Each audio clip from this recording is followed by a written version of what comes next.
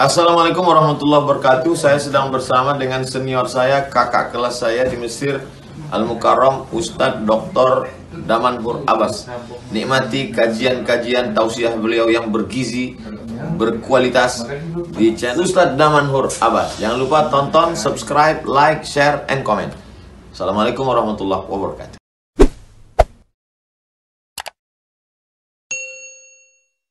Assalamualaikum warahmatullahi wabarakatuh.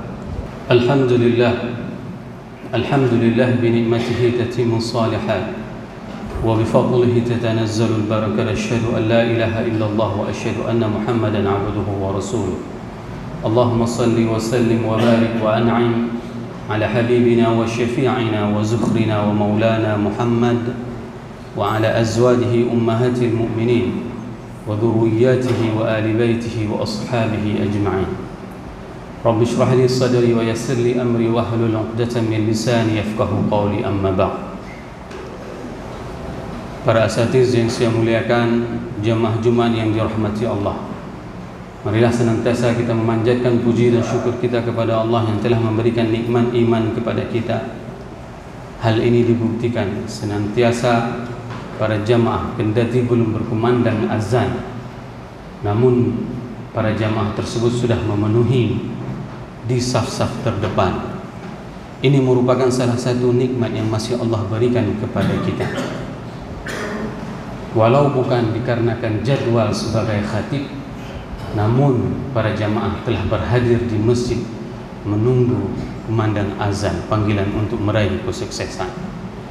Salawat dan salam mari sama-sama kita panjatkan kepada junjungan kita Nabi besar Muhammad sallallahu alaihi wasallam yang telah membawa umat manusia dari alam jahiliyah ke alam yang penuh dengan ilmu pengetahuan. Sebagaimana Rasulullah sallallahu alaihi wasallam mengajarkan kepada kita di hari yang dinamakan dengan Sayyidul Ayyam, di dalam kitab hadis Sunan Baihaqi, Rasulullah sallallahu alaihi wasallam mengatakan, sebaik-baik di antara kalian, orang yang paling dekat denganku nanti di hari akhirat adalah orang yang paling banyak berselawat kepadaku.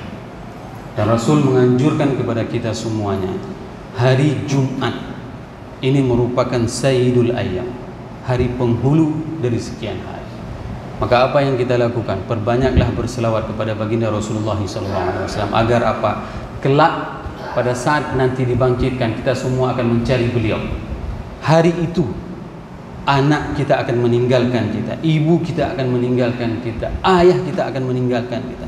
Tidak ada satu orang pun yang peduli terhadap orang lain. Hanya ada satu orang, yaitu baginda Rasulullah SAW. Semoga jamaah yang berhadir pada Jumat yang penuh dengan keberkahan ini merupakan di antara umat Nabi Muhammad SAW yang akan diberikan syafaat oleh baginda Rasulullah SAW, dan akan disuguhkan air dari telaga Kausar dari tangan mulia tersebut. Allahumma amin. Hadirin jamaah Jumat yang dirahmati Allah, dalam beberapa hari lagi kita akan mengakhiri bulan Syawal ini, dan kita akan memasuki bulan haji. Pada saat kita bercerita tentang bulan haji tersebut, ada salah satu sosok yang sangat identik dengan berbagai macam ujian yang diterima oleh sosok tersebut. Bahkan pada saat dia muda pun Allah telah mengujinya. Sosok tersebut adalah sosok Nabiullah Ibrahim alaihissalam. Nabi Ibrahim menyempurnakan semua ujian yang diterima oleh Nabiullah Ibrahim, sehingga Al-Quran memberikan sebuah gambaran yang nyata. Sebagaimana Allah berfirman dalam surat Al-Anbiya, sebagaimana Allah berfirman dalam surat Al-Baqarah ayat 124 yang berbunyi, a'udzubillahi minasyaitonirrajim, bismillahirrahmanirrahim, wa idz ibtala Ibrahim rabbuhu bikalimatin fa'atammahum qala inni ja'iluka lin-nasi imama qala wa min dhurriyyati qala la yanalu ahdi adh-dhalimin. Nabiullah Ibrahim pada saat diuji oleh Allah, namun beliau menyempurnakan semua ujian yang beliau terima. Bayangkan, ujian-ujian tersebut tidak pernah dikomplain oleh Nabiullah Ibrahim. Silih berganti ujian itu terus diterima dan dia menerimanya dengan lapang dada. Bayangkan, Nabi Ibrahim itu diuji dengan pemimpin yang zalim. Pada saat beliau masih muda, beliau menghancurkan patung-patung berhala. Sehingga pada saat itu, pada saat ditanyakan kepada penduduk negeri, siapa yang menghancurkan patung-patung berhala? Qalu sami'na fata. Kami mendengar ada seorang pemuda yang menghancurkan patung-patung tersebut. Ibrahim muda adalah sosok yang sudah membela agama Allah. Ketauhidannya kepada Allah itu dengan jelas ditunjukkan dengan menghancurkan berhala-berhala sesembahan kaum. Sehingga apa yang terjadi pada saat itu, raja tersebut mengambil sebuah sikap untuk mengeksekusi Nabiullah Ibrahim di hadapan semua masyarakat negeri. Dan ini dipotret di dalam Al-Quran, di dalam surat Al-Anbiya ayat 68 yang berbunyi, A'udzubillahi minasyaitonirrajim. Bismillahirrahmanirrahim. Qalu harriquhu wansuru alihatakum in kuntum fa'il.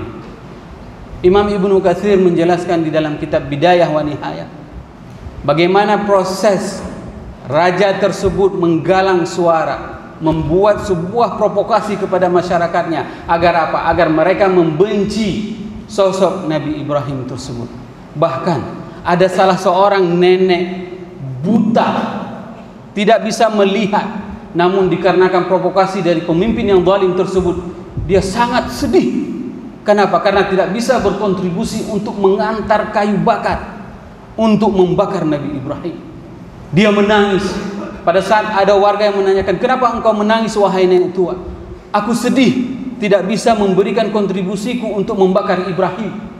Bayangkan, beginilah suasana kebatilan yang terjadi pada saat itu. Sesuatu yang hak dibungkus itu dengan mimpah. Sehingga apa yang terjadi pada saat itu? Tumpukan kayu itu menggelunung, tumpukan yang sangat luar biasa. Pada saat dibakar, Nabi Ibrahim itu diketepel untuk bisa dijatuhkan ke atas tumpukan kayu tersebut.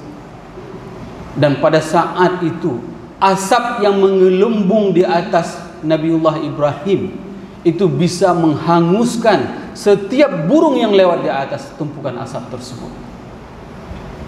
Namun Allah menginginkan hal yang lain. Sifat api yang panas, yang bisa membakar, bahkan asapnya saja itu bisa membakar burung yang lewat di atasnya. Tapi apa yang terjadi dengan Nabiullah Ibrahim?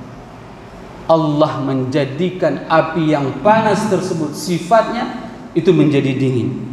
Di mana Allah berfirman di dalam surat Al-Anbiya ayat 69 yang berbunyi, Qulna ya naru kuni bardan wassalamun ala Ibrahim. Maka pada saat itu Allah mengatakan bahwasanya, wahai api, kuni bardan, jadilah engkau dingin. Kalau seandainya Allah tidak menyambung dengan kata-kata wassalaman ala Ibrahim, mungkin Nabi Ibrahim akan beku di dalam api tersebut. Namun apa yang terjadi? Nabi Ibrahim dengan santai berada di atas tumpukan kayu yang penuh dengan api yang berkobar, namun dia tidak merasa apapun. Ini adalah salah satu bukti bahwasannya apa? Setiap orang yang memperjuangkan agama Allah, maka mereka akan senantiasa mendapatkan perlindungan dari Allah. Jangan pernah khawatir. Jangan pernah khawatir tentang janji Allah tersebut. Siapa yang akan melindungi kita pada saat kita membela agama Allah ini? Allah sendiri yang akan melindungi. Lihat bagaimana bukti nyata pada saat Nabiullah Ibrahim diuji dengan pemimpin yang zalim. Namun Nabiullah Ibrahim tidak pernah kendor. Beliau menyampaikan yang hak. Beliau menyampaikan yang sebenarnya. Siapa sebenarnya yang harus kita sembah? Hadirin jamaah Jumat yang dirahmati Allah. Ujian yang kedua yang dialami oleh Nabiullah Ibrahim itu adalah pada saat Nabiullah Ibrahim diuji dengan ujian yang sangat luar biasa. Beliau tidak mempunyai anak. Bahkan dalam beberapa riwayat itu dikatakan istri beliau itu kembali mendapatkan menstruasi setelah berumur 80 tahun. Hari ini siapa di antara manusia yang setelah menopause maka dia akan mendapatkan menstruasi kembali? Dan ini digambarkan di dalam Al-Quran. Wa fadhahikat. Kata-kata fadhahikat tersebut bermakna bukan tertawa, tapi itu adalah kata-kata haid. maka dia mendapatkan haid kembali. Ini menunjukkan apa?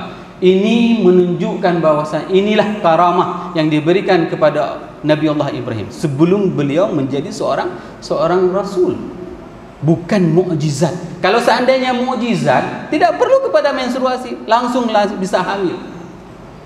Namun apa yang terjadi setelah mempunyai anak tersebut diperintahkan oleh Allah untuk diletakkan di padang pasir yang tidak ada kehidupan apapun. Di mana Al-Quran sendiri menggambarkan di dalam surat Ibrahim ayat 37 yang berbunyi, A'udzubillahi minasyaitonirrajim, Bismillahirrahmanirrahim. Rabbi inni askantu min dhurriyyati biwadin ghaira dhi dhar'an inda baitikal muharram. Allah memerintahkan Nabi Allah Ibrahim untuk meletakkan istri dan anak tercinta satu-satunya di mana? Di gurun pasir yang tidak ada kehidupan apapun. Tidak ada manusia satu orang pun di sana. Pernahkah Nabi Allah Ibrahim menolak perintah Allah? Tidak. Sama sekali tidak pernah ditolak.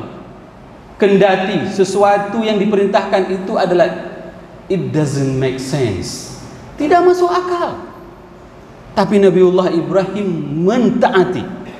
Apa yang terjadi pada saat dia meninggalkan anak dan istrinya di gurun padang pasir yang tidak ada kehidupan apapun?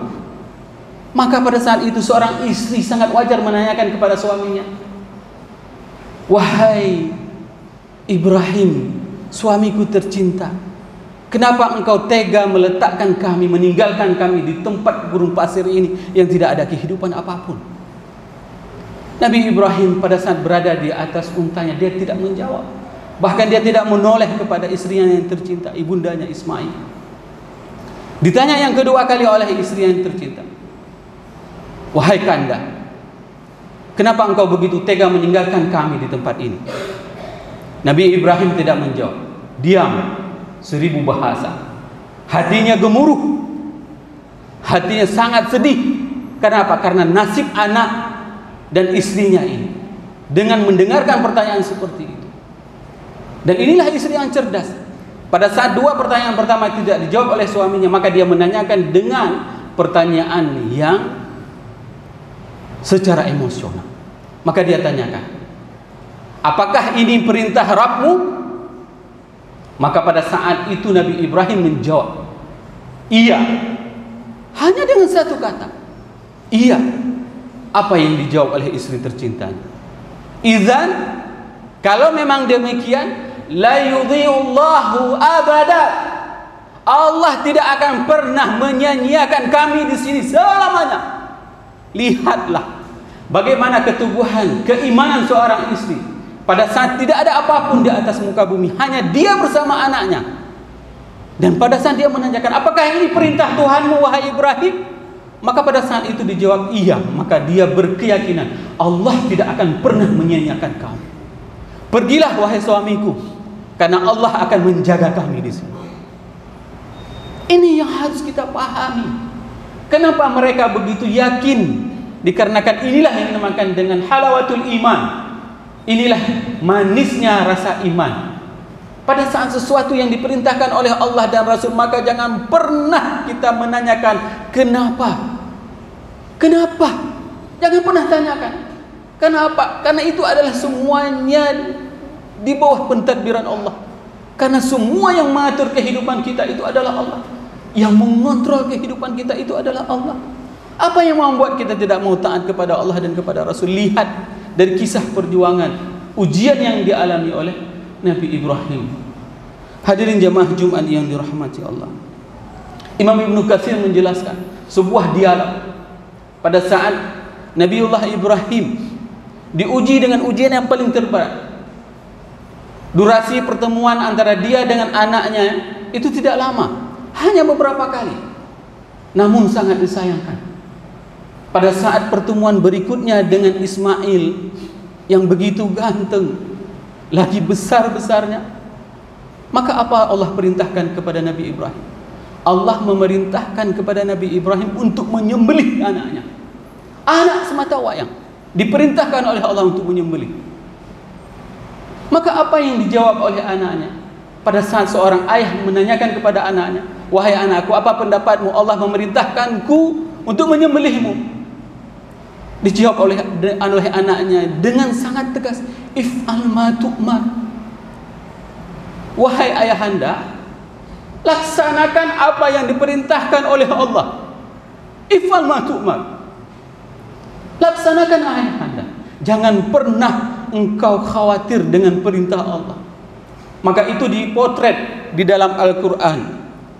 Pada saat pisau itu akan mengena tenggorokan Nabi Ismail, di mana Allah mengabadikan momen tersebut di dalam surat As-Saffat ayat 103 yang berbunyi, A'udzubillahi minasyaitonirrajim, Bismillahirrahmanirrahim, falamma aslama wa tallahu lil jabin. Dan pada saat pisau itu sudah menyentuh tenggorokan Ismail, bayangkan ayah, pada saat pisau tersebut sudah menyentuh leher anak kita. Dan ini diabadikan di dalam kitab Bidayah wa Nihayah, dialog apa yang terjadi sebenarnya pada saat itu. Imam Ibnu Katsir menjelaskan, faqala Ismail, maka pada saat itu Nabi Ismail mengatakan kepada ayahandanya, ya abati ushdud ribati hatta la at-tariq, wahai ayahandaku, ikatlah pergelangan tanganku sehingga aku tidak meronta. Ini adalah perintah dari anaknya. Anaknya memerintahkan ayahnya untuk mengikat, mengencangkan ikatan tangannya. Agar apa? Pada saat engkau sembelih aku tidak meronta, wahai ayahanda. Waqfif anni thawbak, singkaplah bajumu, wahai ayahanda.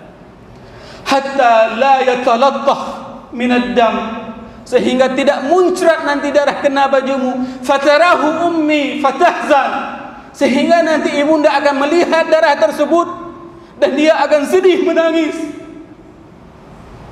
Bayangkan, dipesan oleh anaknya. Untuk apa? Untuk menyingkap bajunya agar tidak muncrat darahnya. Wa asfiq marasiki, dan percepatlah pada saat engkau menggorokku. Hatta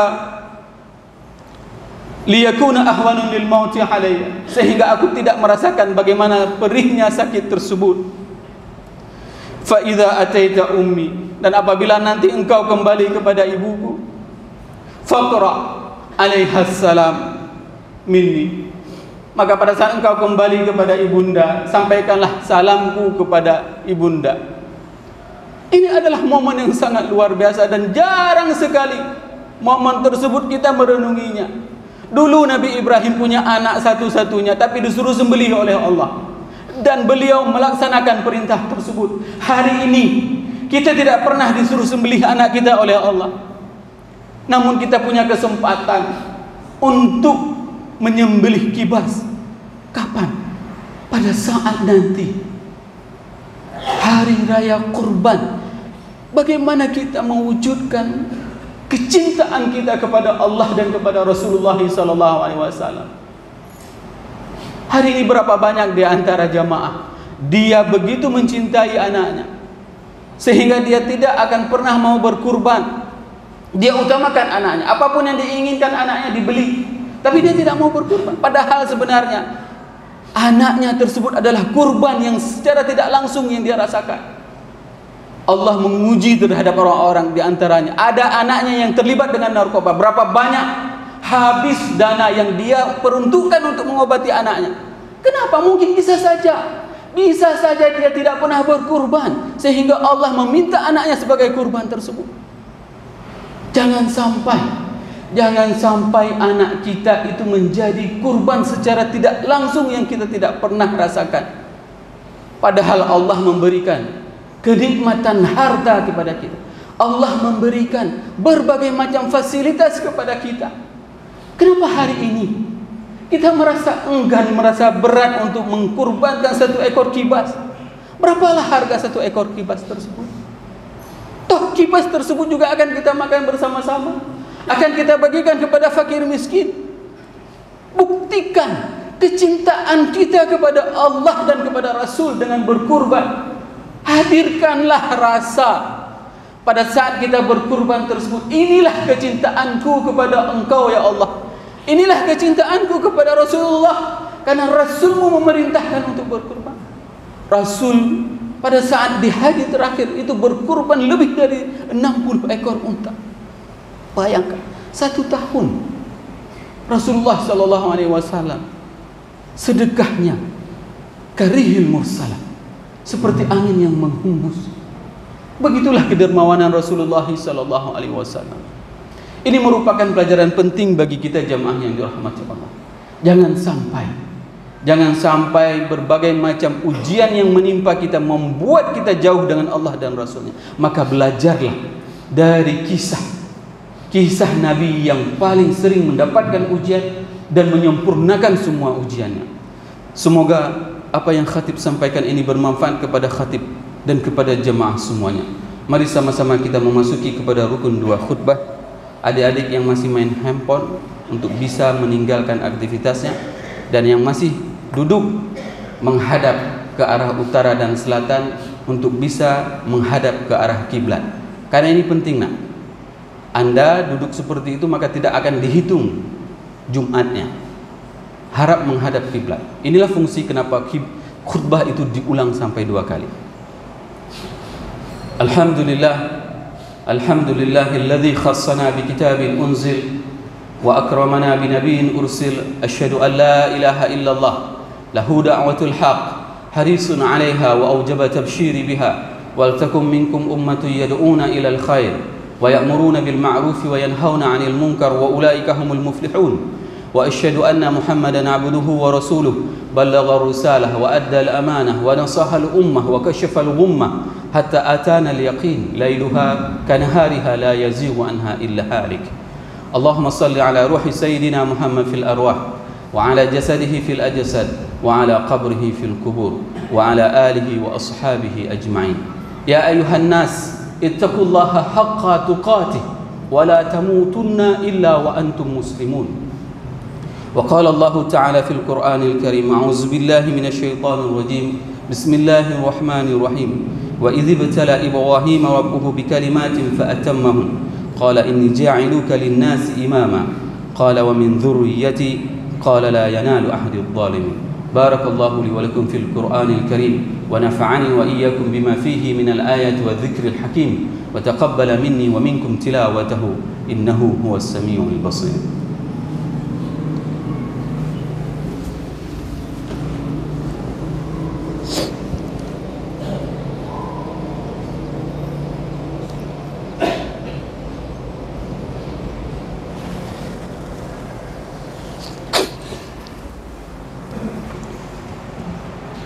الحمد لله غافر الذنب وقابل التوب شديد العقاب. أشهد أن لا إله إلا الله وأشهد أن محمدا عبده ورسوله. اللهم صل على سيدنا محمد وعلى آله وأصحابه أجمعين. يا أيها الناس اتقوا الله حق تقاته ولا تموتن إلا وأنتم مسلمون. وقال الله تعالى في القرآن الكريم أعوذ بالله من الشيطان الرجيم بسم الله الرحمن الرحيم إن الله وملائكته يصلون على النبي يا أيها الذين آمنوا صلوا عليه وسلموا تسليما. اللهم اغفر المسلمين والمسلمات والمؤمنين والمؤمنات الأحياء منهم والأموات إنك سميع قريب مجيب دعوات ويا قاضي الحاجات. ربنا لا تؤاخذنا إن نسينا أو أخطأنا ربنا ولا تحمل علينا إصرا كما حملته على الذين من قبلنا ربنا ولا تحملنا ما لا طاقة لنا به واعف عنا واغفر لنا وارحمنا أنت مولانا فانصرنا على القوم الكافرين. ربنا لا تؤاخذنا إن نسينا أو أخطأنا. اللهم انصر إخواننا المستضعفين المظلومين في غزة. اللهم انصر إخواننا المستضعفين المظلومين في بيت المقدس. اللهم انصر إخواننا المستضعفين المظلومين في كل مكان. اللهم أعز الإسلام والمسلمين وهلك الكفرة والمشركين ودمر أعداءك أعداء الدين. ربنا آتنا في الدنيا حسنة وفي الآخرة حسنة وقنا عذاب النار وأقيموا الصلاة.